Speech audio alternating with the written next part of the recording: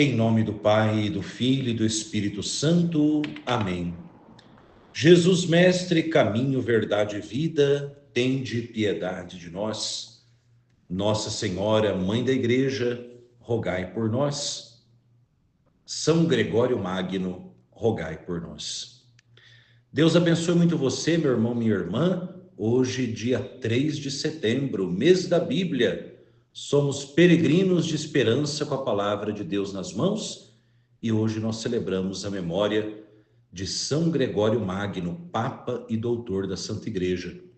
Que a nossa oração hoje se volte em favor do Santo Padre, o Papa Leão XIV, para que Deus possa abençoá-lo sempre e cada vez mais no seu ministério como sucessor do apóstolo São Pedro. Meu Senhor e meu Pai, envia teu Santo Espírito para que nós compreendamos e acolhamos tua santa palavra. Que nós te conheçamos e te façamos conhecer, te amemos e te façamos amar, te servamos e te façamos servir, te louvemos e te façamos louvar por todas as criaturas. Faze, ó Pai, que pela leitura da palavra os pecadores se convertam, os justos perseverem na graça e todos consigamos a vida eterna. Amém. Nós meditaremos hoje o capítulo 3 da carta de São Paulo Apóstolo aos Romanos.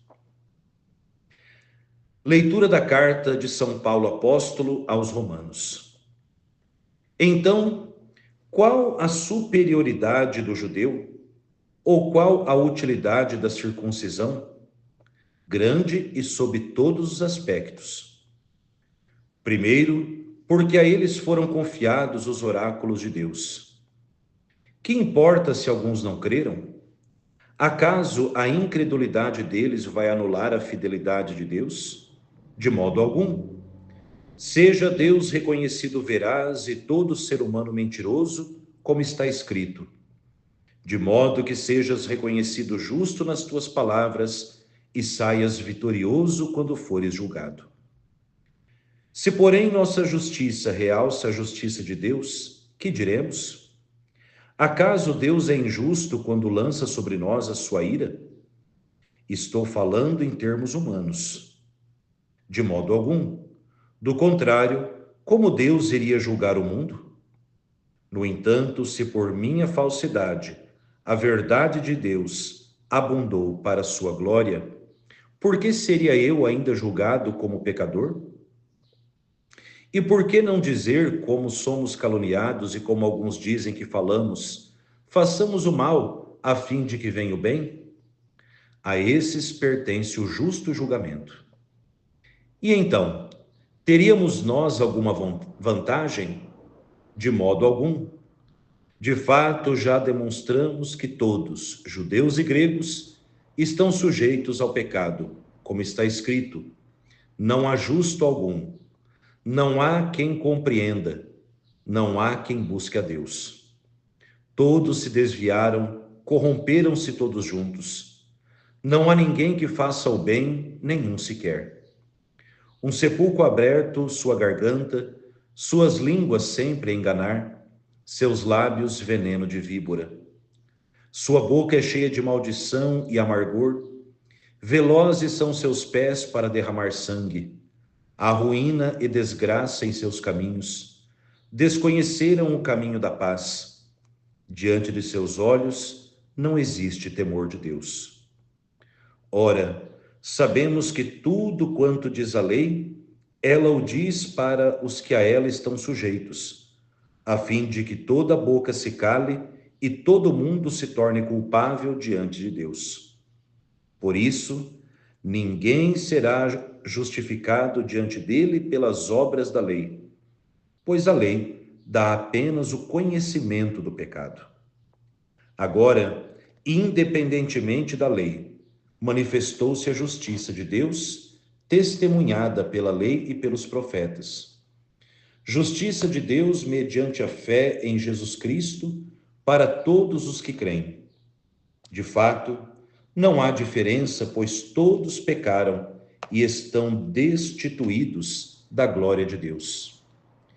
Esses são justificados gratuitamente pela graça de Deus por meio da redenção em Cristo Jesus.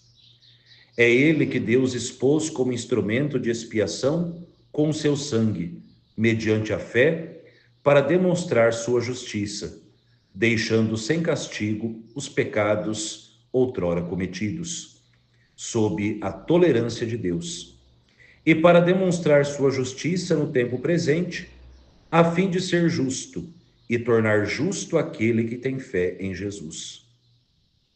Onde fica então a vanglória? Fica excluída. Por qual lei? Das obras? Não, mas pela lei da fé. Consideramos, pois, que o ser humano é justificado pela fé sem as obras da lei. Acaso Deus é só dos judeus? Não é também Deus dos gentios? Sim, é também Deus dos gentios. De fato, Deus é um só. Ele justificará os circuncisos em virtude da fé e os incircuncisos mediante a fé. Então, pela fé, anulamos a lei? De modo algum. Pelo contrário, nós a confirmamos. Palavra do Senhor, graças a Deus. Que Maria, Mãe da Palavra, nos ajude a compreender, a meditar e a viver o que nós acabamos de ouvir neste capítulo 3º da Carta de São Paulo aos Romanos. E que ela, Mãe da Igreja e Rainha dos Apóstolos, interceda hoje de maneira toda especial pelo Santo Padre, o Papa Leão XIV. Ave Maria, cheia de graça, o Senhor é convosco. Bendita sois vós entre as mulheres, e bendito é o fruto do vosso ventre, Jesus. Santa Maria, Mãe de Deus, rogai por nós, pecadores, agora e na hora de nossa morte. Amém. Desça sobre você e a sua vida a bênção do Deus Todo-Poderoso, Pai e Filho e Espírito Santo. Amém. Um forte abraço.